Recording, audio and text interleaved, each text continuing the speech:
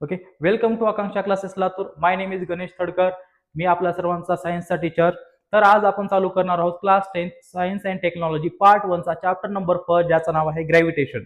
ठीक आहे, पण हे चॅप्टर चालू करण्यापूर्वी आता आपल्याला सायन्स अँड टेक्नॉलॉजी मध्ये क्लास 10 च्या सायन्स अँड टेक्नॉलॉजी मध्ये पार्ट 2 टोटल 2 पार्ट्स आहेत. तर पार्ट 1 मध्ये टोटल 10 चॅप्टर्स आहेत आणि पार्ट 2 मध्ये 10 चॅप्टर्स आहेत. आणि होल सिलेबस जो आहे म्हणजे पूर्ण पुस्तक जे आहे ते फायनलच्या बोर्ड एक्झाम मध्ये विचारलं जातं. म्हणजे 9वी पर्यंत कसं होतं, अर्ध पुस्तक जे आहे ते दिवाळीपर्यंत राहायचं, म्हणजे फर्स्ट टर्म मध्ये, आणि सेकंड टर्म मध्ये काय व्हायचं, त्याच्यानंतरचं जे अर्धा पोर्शन राहिलेलं आहे, हाफ पोर्शन, ते नंतर विचारलं जायचं. ठीक आहे ना. तर आता ह्या वर्षी आपल्याला टोटल सिलेबस पाहायचा आहे. सो इकडे लक्ष द्या सगळेजण, लक्ष द्या इकडे. चला, तर आता आज आपल्याला ते चालू करण्यापूर्वी, जो आपला सिलेबस चालू करण्यापूर्वी मला थोडंसं तुम्हाला सांगायचं ते म्हणजे काय, आतापर्यंत 9वी पर्यंत आपण अभ्यास केला असेल न केला असेल, ठीक आहे, त्या गोष्टी सगळ्या आता विसरून जायचं. पण आता नवीन हे 10वीचं जे वर्ष आहे आपलं, नवीन जे वर्ष चालू होईल हे आपल्या लाईफचा टर्निंग पॉईंट आहे. टर्निंग पॉईंट म्हणजे काय, जशी जादूची कांडी असते आपली, जादूची कांडी फिरवली की आपल्याला जे पाहिजे तसं भेटतं. तर त्या पद्धतीनं थोडक्यात आपल्या करिअरमध्ये आपल्याला जे काय व्हायचंय, काही जणांची स्वप्न असतात डॉक्टर व्हायचं, इंजिनियर व्हायचंय, बरोबर आहे. तर ते स्वप्नाच्या दिशेने वाटचाल करण्यासाठी ते पहिलं पाऊल जर टाकायचं आपल्या त्या दिशेने, तर ती जादूची कांडी म्हणजे इयत्ता 10वी क्लास 10चं जे वर्ष आहे हे वर्ष आहे. तर ह्या वर्षी इमानदारीने अभ्यास करायचा. आणि अभ्यास करायचा म्हणजे काय, असं तुम्हाला रॉकेट सायन्स तयार करायला नाही सांगितलेलं. जे रोज आपला सिलेबस ट्युशन मध्ये कव्हर होणार आहे तेवढा सिलेबस रोज घरी जाऊन, म्हणजे जेवढं पोर्शन आपल्याला शिकवलं गेलेलं आहे ते पोर्शन व्यवस्थितपणे रिवाइज करणं, परत परत वाचणं आणि डेली अभ्यास करणं. जसं आता आपल्या घरामध्ये गहू ज्वारीचं पोतं असतं, बरोबर आहे. ते गहू ज्वारीचं पोत आहे, तर आपण वर्षभराचं अन्न एकदाच खाऊन घेतो का, आहे म्हणून नाही. तर आपण काय करतो, त्याला रोज रोज खातो. त्याच पद्धतीनं काय केलं पाहिजे, पुस्तक आहे तर एका दिवसात वाचायचंय का आपल्याला, नाही, रोज थोडं थोडं शिकत जायचंय. तर त्याच पद्धतीनं जर तुम्ही शिकत गेलात तर काय होणार आहे, आपला बर्डन नाही येणार आणि एकदम व्यवस्थितपणे आपल्या सगळ्या जे गोष्टी आहेत, कॉन्सेप्ट जे आहेत ते एकदम क्रिस्टल क्लिअर होतील. ठीक आहे, कुठल्याही प्रकारचा डाऊट याच्यामध्ये आपल्याला राहणार नाही. चलो ठीक आहे, मग आता आपण आपल्या सिलेबस कडे वळूयात. ठीक आहे, class 10 science and technology part 1 चा चॅप्टर नंबर 1 ज्याचं नाव आहे ग्रॅव्हिटेशन, तो चालू करायचा आहे. ठीक आहे, चला, chapter number 1 that is gravitation, या चॅप्टर आपल्याला चालू करायचं आहे. चला, आता ह्या चॅप्टर मध्ये आपल्याला जे टॉपिक्स आहेत, कोणकोणते टॉपिक्स पाहिजेत कव्हर करायचे ते बघूयात. ठीक आहे, topics to be covered. Okay, topics to be covered. त्याच्यामध्ये पहिल्यांदा ग्रॅव्हिटेशन पाहायचं आहे आपल्याला. फर्स्ट वन त्यातला कोणता आहे आपला, ग्रॅव्हिटेशन पाहायचं. ठीक आहे ना. पहिल्यांदा आपल्याला बघायचं ग्रॅव्हिटेशन. त्याच्यानंतर आहे second topic circular motion and centripetal force. Circular motion जे क्लास 6 पासून आपण स्टडी करत आलो. सेंट्रिपिटल फोर्स गेल्या वर्षी आपण पाहिलं, क्लास 9 मध्ये होती कॉन्सेप्ट. त्याच्यानंतर आहे के प्लस लॉज. सर्क्युलर मोशन झालं, त्याच्यानंतर थर्ड आहे के प्लस लॉ. के प्लस लॉ जोहानस केपलर नावाचे सायंटिस्ट होते, आणि जोहानस केपलर नावाचे जे सायंटिस्ट आहेत त्यांनी एक लॉ दिलाय. कशाबद्दल लॉ दिलेला आहे, जे प्लॅनेट जे आहेत ना, जे सनच्या अराउंड रिव्हॉल्व्ह होतात, रिव्होल्युशन, जे प्लॅनेटचे जे रिव्होल्युशन आहे सनच्या अराउंड, ते कशा पद्धतीनं होतं, त्यांचे काय रूल्स असतात, ओके, ते कोणते रूल्स फॉलो करतात त्याच्याबद्दल यांनी सांगितलेलं आहे. ठीक आहे, आता हे न्यूटन्स बाबा, आपल्याला तर न्यूटन्स जे सायंटिस्ट आहे सर आयझॅक न्यूटन, याच्याबद्दल तर सर्वांनाच माहिती आहे, कारण क्लास 9 मध्ये लॉज ऑफ मोशन नावाचा चॅप्टर होता. त्याच्यामध्ये आपण हे युनिव्हर्सल लॉ, ओके, त्याच्यामध्ये मोशनचे लॉ पाहिलेत. तर त्या मोशनच्या लॉ सोबतच त्यांनी खूप साऱ्या फील्डमध्ये वर्क केलेलं आहे. आणि ते जी कॉन्सेप्ट आहे आपली, कुठली, आपला चॅप्टर ज्याचं नाव आहे ग्रॅव्हिटेशन, त्याच्याबद्दल सुद्धा त्यांनी, म्हणजे ग्रॅव्हिटेशनचा जो लॉ आहे तो कोण दिलेला आहे आपल्याला, तर सर आयझॅक न्यूटन यांनी दिलेला आहे. त्याच्यानंतर ऍक्सेलरेशन. ओके, हे चुकीचं आहे, हे नाही याच्यामध्ये. ठीक आहे ना. Acceleration due to the gravitational force of the earth, म्हणजे अर्थमुळं जे ग्रॅव्हिटेशनल फोर्स म्हणजे एखाद्या ऑब्जेक्ट वरती लागते, तर ते काय नेमकं, ही जी कॉन्सेप्ट आहे ती आपल्याला शिकायचं याच्यामध्ये. त्याच्यासोबतच ओके, नंतर आहे पुढचं असणार आहे आपलं फ्री फॉल, आणि त्याच्यानंतर असणार आहे इस्केप वेलोसिटी. तर आपल्याला टोटल 7 टॉपिक जे आहेत हे टॉपिक्स आपल्या या चॅप्टर मध्ये कव्हर करायचे. तर 1 बाय 1 बघूयात आपण. ठीक आहे, ओके.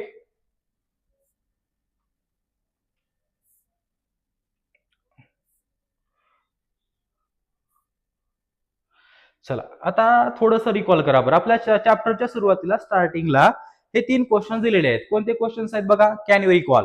तर थोडंसं इथं दाखवल्यासारखं बघा कसं आहे, आता थोडंसं जरा डोकं खाजवण्याची गरज आहे, ठीक आहे ना. तर त्या पद्धतीनं कॅन यू रिकॉल. आणि हे रिकॉल का करायचंय, कारण ह्या ज्या कॉन्सेप्ट असतात रिकॉल करणार आहोत आपण, ज्या कॉन्सेप्ट रिकॉल करणार आहोत त्या कॉन्सेप्टच्या बेसिसवरच म्हणजे त्याच्यावरच रिलेटेड जी पुढची कॉन्सेप्ट आपल्या चॅप्टरमध्ये शिकायची ती सगळे याच्यावरती ह्याच्यासोबत काय असते, रिलेटेड असते. सो त्याच्यामुळे हे गोष्टी रिकॉल करणं खूप गरजेचं आहे, ठीक आहे ना. तर आता बघूया, चला फर्स्ट जो आहे ना, चला फर्स्ट क्वेश्चन काय म्हणते बघा, कॅन यू रिकॉल. त्याच्यामध्ये फर्स्ट क्वेश्चन काय आहे, what are the effects of a force acting on an object. म्हणजे एखाद्या ऑब्जेक्ट वरती, ओके, जर फोर्स आपण अप्लाय केला तर त्या ऑब्जेक्ट वरती काय काय परिणाम होतील. इफेक्ट्स म्हणजे काय, परिणाम. म्हणजे एखाद्या गोष्टीवर आपण फोर्स अप्लाय करायलो आणि ते अप्लाय केल्यामुळे त्या ऑब्जेक्ट वरती त्याचे कोणकोणते इफेक्ट्स आपल्याला पाहायला मिळतील. समजा आता हे ऑब्जेक्ट आहे, हातामधले पेन आहे, ठीक आहे ना. याच्यावरती जर फोर्स अप्लाय केला काय होणार आहे, रेस्ट पोझिशनला आहे, त्याच्यावरती जर फोर्स अप्लाय केला तर ती मोशन मध्ये जाणार आहे. आणि जर समजा मोशन मध्ये असेल, म्हणजे मोशन मध्ये आहे म्हणजे कंटिन्युअसली ती काय होत चालली आहे, गतीमध्ये आहे, म्हणजे कंटिन्युअसली काय ती तिची जागा चेंज करत आहे.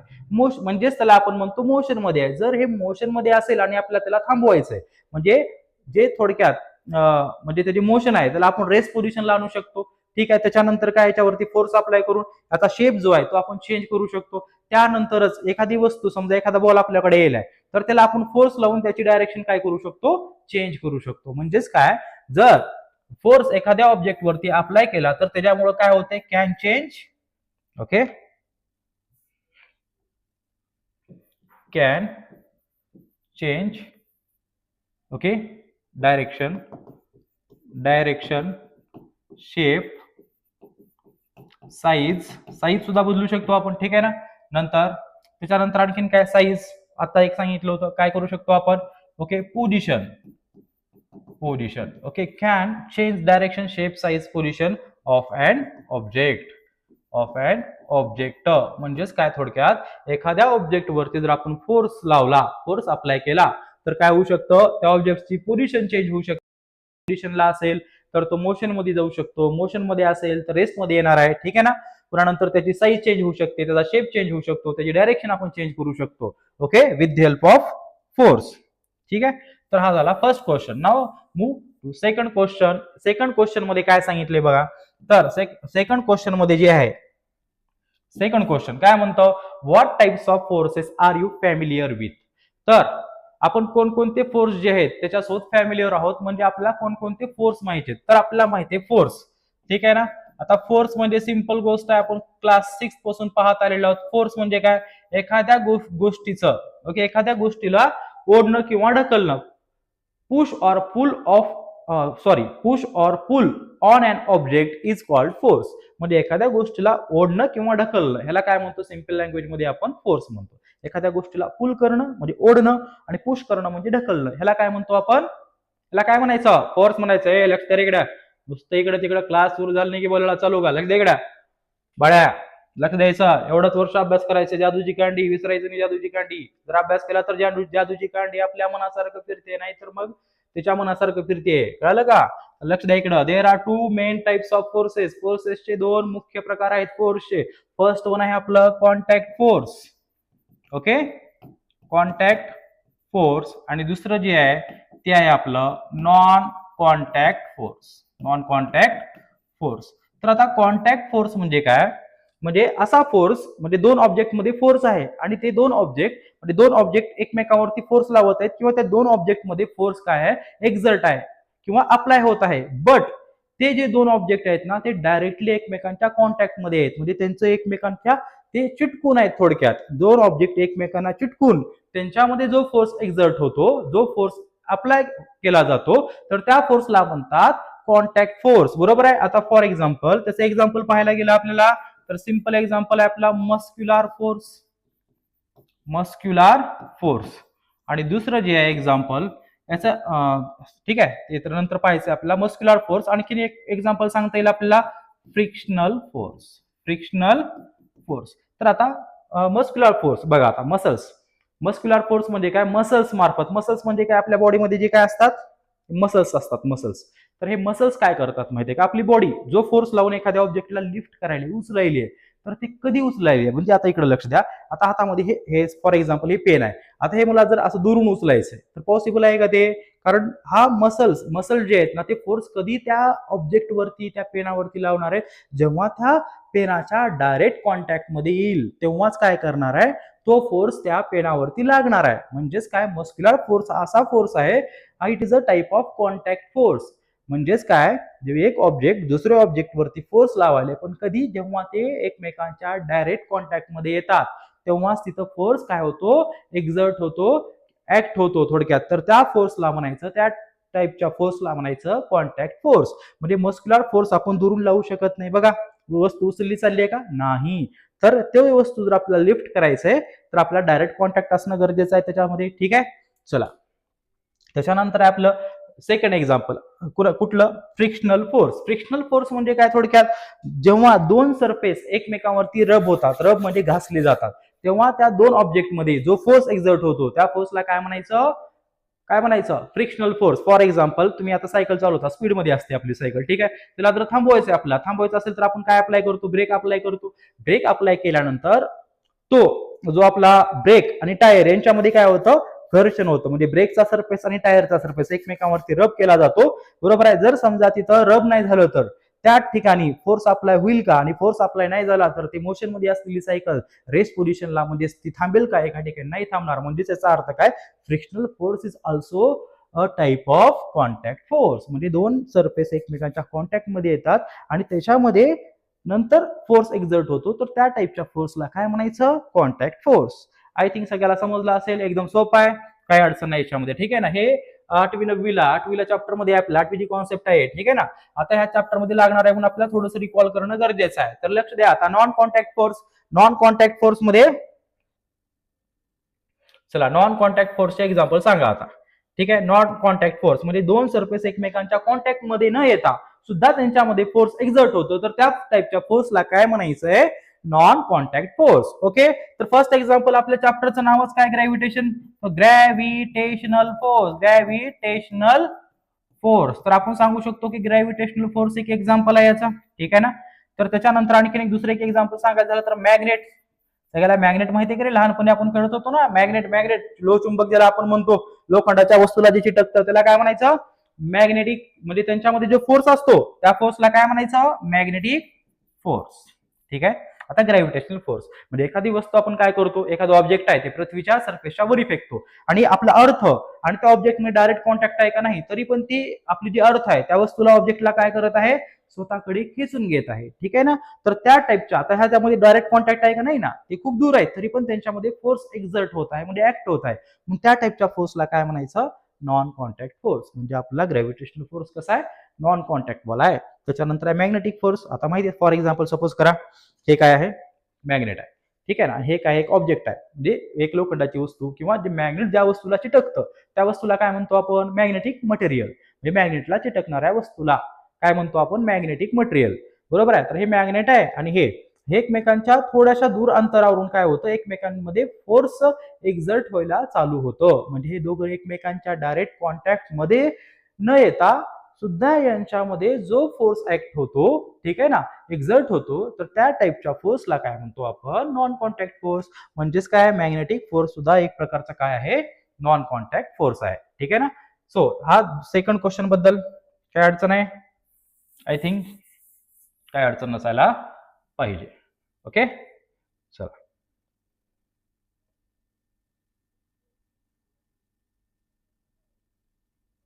चला, now let's move to question number 3. Okay, question number 3 मध्ये काय सांगितले बघा, लक्ष द्या इकडे. What do you know about the gravitational force. तर ग्रॅव्हिटेशनल फोर्स बद्दल आपल्याला काय माहिती हे विचारलेलं आहे. तर आता जसं की क्लास 5th पासून म्हणजे जवळजवळ 4-5 वर्ष झालं आपल्याला ग्रॅव्हिटेशन बद्दल माहिती आहे. तर आपल्याला बेसिक कॉन्सेप्ट एवढीच माहिती आहे ग्रॅव्हिटेशन बद्दल. आतापर्यंत जी कॉन्सेप्ट आहे आपली ग्रॅव्हिटेशनची, ठीक आहे ना, ते काय सांगते आपल्याला की अर्थच्या सरफेस पासून एखादी वस्तू जर वरती गेली तर ते परत काय होते, त्या अर्थच्या सरफेस कडे येते. तरी असं का बरं होतं, कारण अर्थकडे एक पॉवर आहे, म्हणजे एक फोर्स आहे, जे की त्या पृथ्वीवरच्या असणाऱ्या सर्व लिव्हिंग थिंग्स असतील किंवा नॉन लिव्हिंग थिंग्स असतील. लिव्हिंग थिंग्स म्हणजे काय, सगळे सजीव आणि नॉन लिव्हिंग थिंग्स म्हणजे काय, सगळे निर्जीव, म्हणजे सजीव असू द्या किंवा निर्जीव वस्तू, प्रत्येक वस्तूवरती ओके अर्थ काय करते, एक फोर्स लावते आणि ते फोर्स लावून स्वतःच्या स्वतःकडे खेचून घेते, त्याला आपण म्हणतो ग्रॅव्हिटेशन. ठीक आहे ना, हे याच्याबद्दल माहिती आहे. पण आता ग्रॅव्हिटेशन बद्दल आता ही जी कॉन्सेप्ट आहे, तर ही कॉन्सेप्ट एवढीच नसून ग्रॅव्हिटेशनल बद्दल जे काय आपल्याला डिटेलमध्ये या चॅप्टर मध्ये पाहायचंय, ठीक आहे ना, त्याच्याबद्दल थोडंसं सांगतो की ग्रॅव्हिटेशन म्हणजे काय, जगातल्या युनिव्हर्स म्हणजे काय, जग, युनिव्हर्स मधल्या कोणत्याही दोन ऑब्जेक्ट मध्ये जो अट्रॅक्शन फोर्स असतो त्या फोर्सला म्हणतात ग्रॅव्हिटेशन. ठीक आहे ना, म्हणजे आता हे समजा हातामध्ये दोन वस्तू आहेत, लिव्हिंग थिंग्स असतील किंवा नॉन लिव्हिंग थिंग्स असतील. ठीक आहे ना, कोणत्याही दोन वस्तू घ्या, एक लिव्हिंग थिंग्स घ्या, दुसरी नॉन लिव्हिंग थिंग्स घ्या, म्हणजे मी आहे आणि हे पेन आहे. ठीक आहे ना, आता मी म्हणजे काय, लिव्हिंग थिंग्स, आणि हे थोडक्यात हे नॉन लिव्हिंग. तर लिव्हिंग नॉन लिव्हिंग याच्यामध्ये सुद्धा फोर्स, अट्रॅक्शन वाला फोर्स असतो. ठीक आहे ना, बरोबर आहे. प्रत्येक जगातल्या प्रत्येक दोन वस्तू, कोणत्याही दोन वस्तू घ्या तुम्ही, ठीक आहे, प्रत्येक दोन वस्तूमध्ये जो फोर्स एक्झर्ट होतो, तर त्या फोर्सला काय म्हणतो, काय म्हणतो आपण, ग्रॅव्हिटेशनल फोर्स. म्हणजे ग्रॅव्हिटेशनल फोर्स हा युनिव्हर्स मधल्या प्रत्येक दोन ऑब्जेक्ट मध्ये आपल्याला पाहायला मिळतो. तर आता प्रश्न पडला असेल की बाबा मग दोन वस्तूमध्ये आहे फोर्स, समजा ह्या दोन वस्तूमध्ये फोर्स आहे, तुम्ही म्हणल्यासारखं, सर तुम्ही म्हणला या दोन वस्तूमध्ये फोर्स आहे, तर या दोन वस्तू काय एकमेकांच्या म्हणजे ह्या दोन वस्तू एकमेकांना का चिटकत नाहीत, हा प्रश्न पडला असेल. तर याचं कारण आहे मास. म्हणजे ज्या वस्तूचं जेवढं जास्त मास असेल, मास म्हणजे काय, ज्याला आपण म्हणतो आपल्या भाषेमध्ये वजन, ज्याचं वजन जास्त आहे ना, तो काय करणार आहे, जास्त ग्रॅव्हिटेशन फोर्स लावणार आहे. तर आपल्याला डिटेलमध्ये पुढे बघायचंच आहे.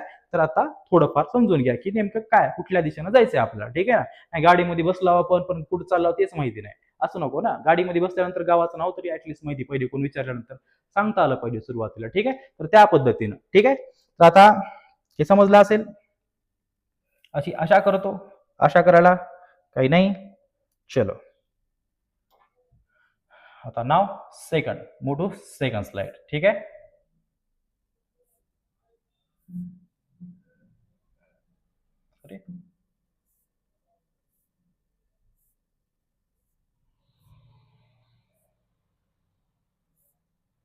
हा चला इकडे लक्ष द्या. आता या चॅप्टर मध्ये जे की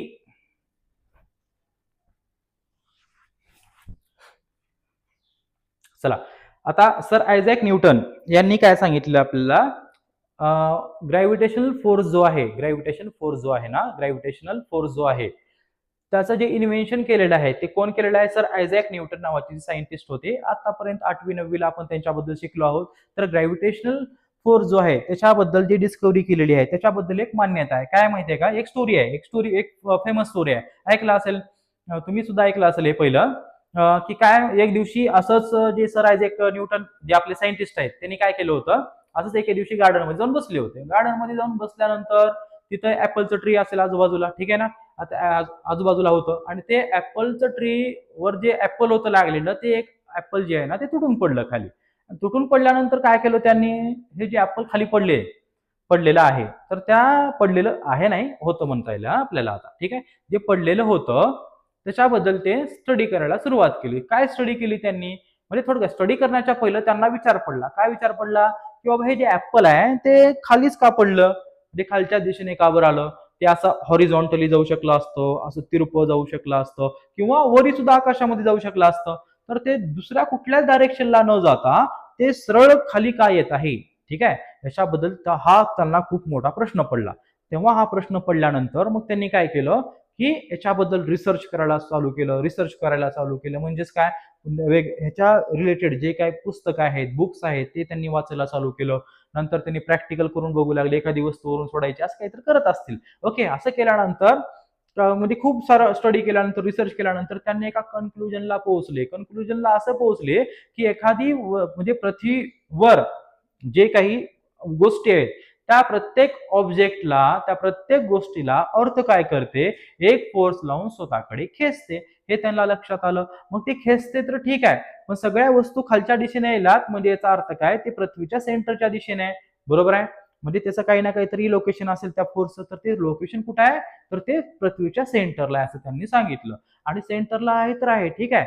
म्हणजेच इकडे लक्ष द्या, आपण कुठेही टाकलो, बरोबर आहे, एखादी वस्तू आपण वरून सोडलो म्हणजे ते थोड्या अंतरावर असेल किंवा खूप उंचावर असेल, म्हणजे 1 मजलीवरून सोडा किंवा 2 मजलीवरून किंवा त्याच्याही पलीकडे असेल उंचीवर, तर ती प्रत्येक वस्तू स्ट्रेट लाईन मध्येच खाली येईल. म्हणजे याचा अर्थ काय, तो जो ऑब्जेक्ट आहे, म्हणजे फॉर एक्झाम्पल समजा ही आपली काय, ही आपली काय आहे, ही बाबा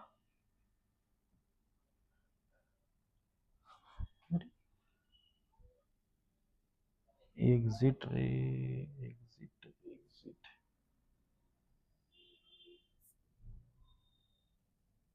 हा